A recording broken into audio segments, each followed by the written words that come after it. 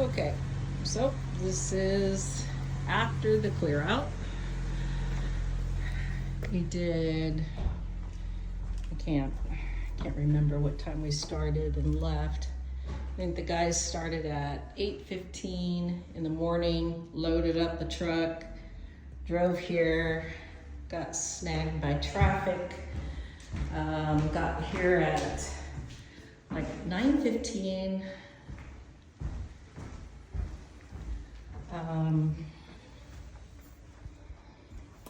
And we were done loading.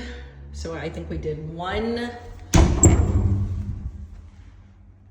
trash run, one run to our Novato warehouse. And then I knew we were gonna run out of room, so they loaded up all of the big furniture. And then we ran all the big furniture up to Rohnert Park. Started at 5 a.m. because we wanted to miss the traffic. Got here, I don't know, around 8, I think. 8 a.m., somewhere around there.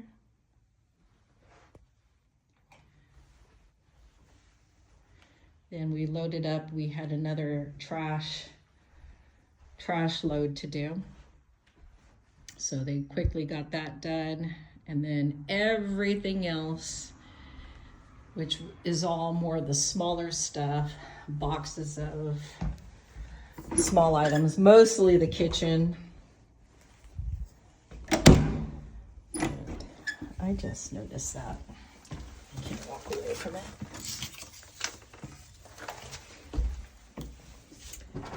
So all the other smaller stuff packed up. Again, mostly from the kitchen. And the guys just left here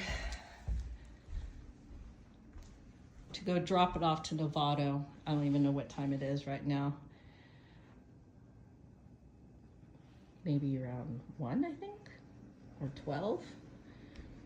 So what we do is, here's all the Xfinity equipment.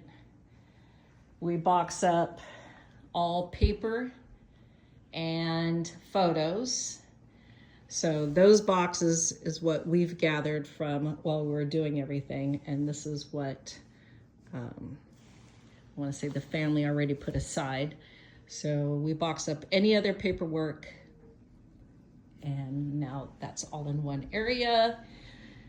Kitchen, we cleaned out the freezer and the refrigerator. Let's see, they wanted to keep these cabinets. So one of the things that we do with clear outs is we do not unscrew anything unless specifically it is requested. And even though that these were not screwed in, it was requested that they stay here. So we did that. There was a freezer here, so they asked us to take it. Of course, we do not take major appliances unless we're told. We always leave paint here for the next homeowner. So this is the garage. Oops, didn't mean to do that. Nope. Nope. Sorry. No. Did I do it? Okay.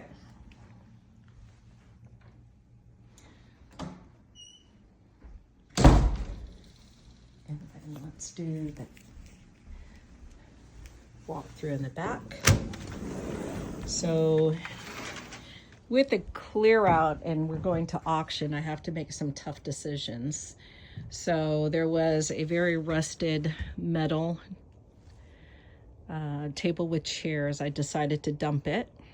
It would be silly for us to take it back to the warehouse, it either not sell, and then the client has to pay us to take it to the dump from there. So that's time on top of time. They asked for it to keep there, who left the pavers there. We took all of the small plants. We left the large plants per request, but usually would take it all.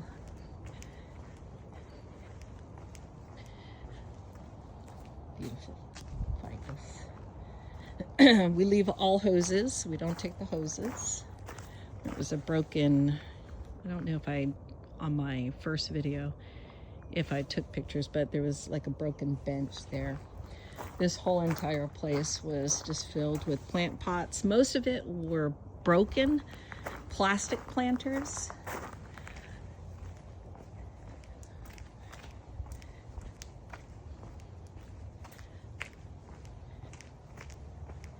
Again, we always keep the hoses here.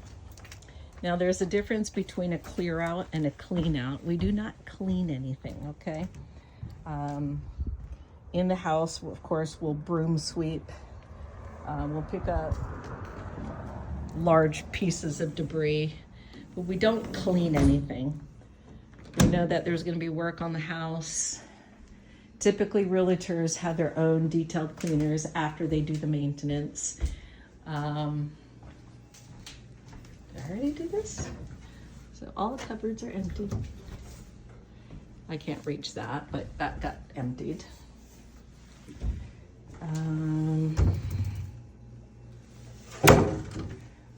The dishwasher always gets us. This time we checked. So did all of that.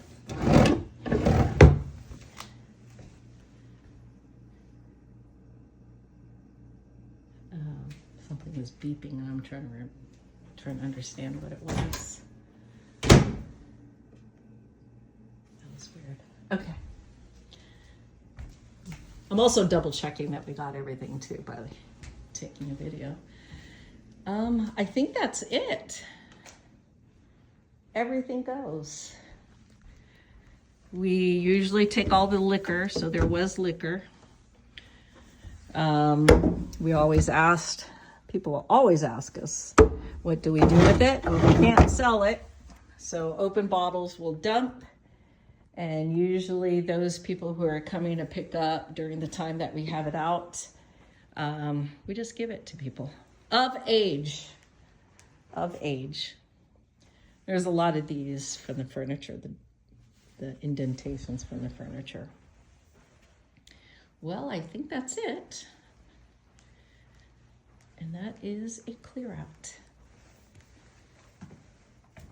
Oh, and I always do pictures. So these videos are just more for demonstration of what we do, but I'll do pictures, upload it to Google Drive, and always send a link to the client. I'm trying to think if there's anything else. Obviously, we do not take curtains. That's more for privacy. I've had a number of clients ask us to do that, so we do. So on a clear out, and this specific one was, they pay us to pack and move everything. And then usually that's time and materials. I don't want to say materials, but actual cost for, we always do U-Hauls. We do not, if anybody really knows me, I'm not very good with maintenance of cars, etc. So we'll do a U-Haul, rent it, client pays for it. I've kind of calculated an average daily fee for U-Hauls, which usually includes the cost of the insurance, mileage, fuel, and actual rental. So usually around, I'd say 185 is what, it's the gas that always kills us. So in this case, we're going to be fueling up the U-Haul a couple of times today. And then supplies, so boxes, packing paper. Usually we just charge a flat fee, no more than $75. That's for all the boxes, packing paper, blankets, etc. Then we have labor cost. So in this case, I'm usually the one who's doing the packing and just managing the guys. So between myself, and we had 3 guys on this job, charge $65 an hour per person per hour, and then actual landfill costs. So this one had a large one yesterday and a very small one today. And then we go back into our warehouses, and then that starts the next process of auctioning things. So everything from here will be going on auction within the between next week and the following week, and we should be, most everything should be done. On this particular estate, there was quite a number of jewelry and coins. So I get to geek out with that and start divvying it up. I take, usually when there's a large number of jewelry, I'll take it to a gemologist for what we call verification, and it'll determine the number of carats and true diamonds versus, oh, I forgot the word.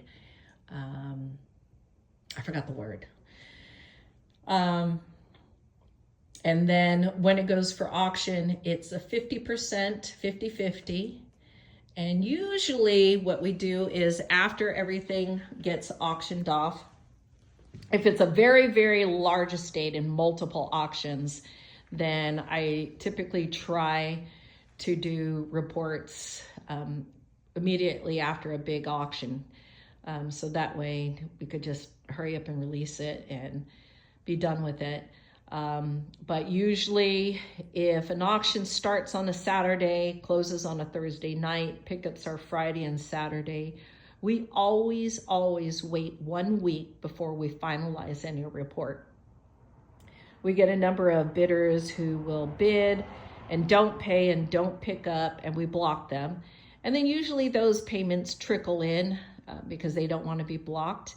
And then we always wait to see if there's going to be any funky transaction that people are disputing or anything like that. And usually it's those people who've paid it and didn't pick up that end up trying to dispute. And if they do, they get blocked because our terms are, if you bid on it and if you don't pick it up, then you forfeit it. So we'll get a couple of people like that, not a lot, I shouldn't say that. Not a lot.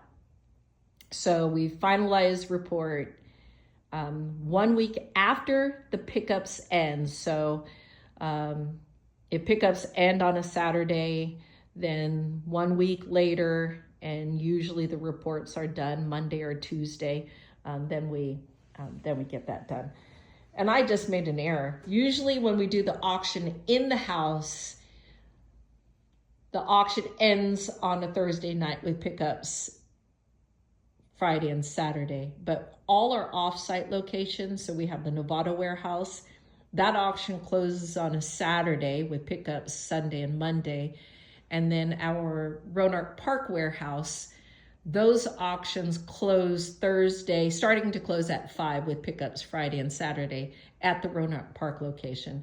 So sometimes, kind of like this week, we have one auction starting to close at 5 o'clock, which is our Rohnert Park location, and then another auction that starts closing 7 o'clock because we have a San Rafael house where all the items are being auctioned from the home and people are picking up from the home. So those types of auctions done in the house, we always call them on-sites. And then the off-site auctions are those that we take to the warehouses, and those are off-sites. All right, I think that's it. I hope this clarifies many people on what we do.